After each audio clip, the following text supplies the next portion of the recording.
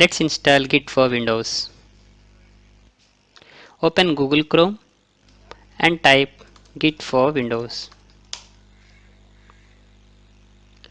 Click on the first link that opens, which says Git for Windows, and find for download button.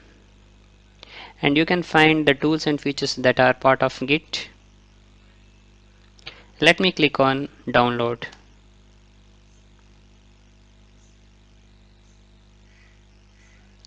It's a 45 MB.exe file which takes some time to get download. Since I have downloaded it already, let me open it up. I'm going to double click on this. Click on run. Click on S.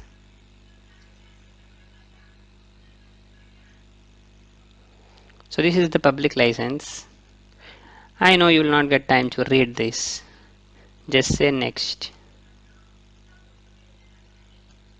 If you want additional icon on your desktop, you can click on that. Or if you don't want, you can uncheck that. I'm going to uncheck that. Click on next. Here there are three options available. Use Git from Git Bash only, Git from the Git command line, and also from third-party software. Select the second option.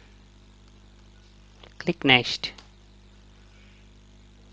Click next. Check out Windows style, commit Unix style line index. Check out as is, commit Unix style line index. I'm going to select the first option here. I'm going to click next again. Next. Next. Next. Click on install. Now it does take some time to get installed.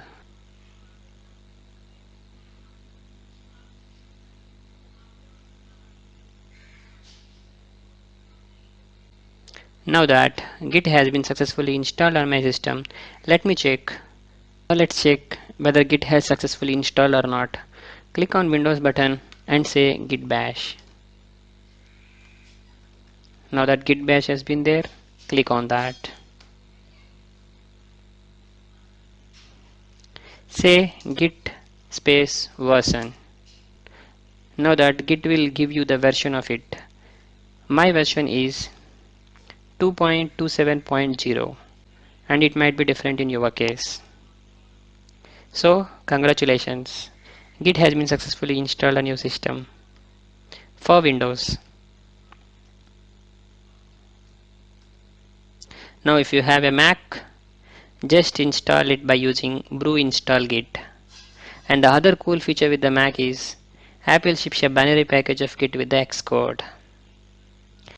Sorry friends, I can't show the installation of Git in MacBook since I don't have Mac.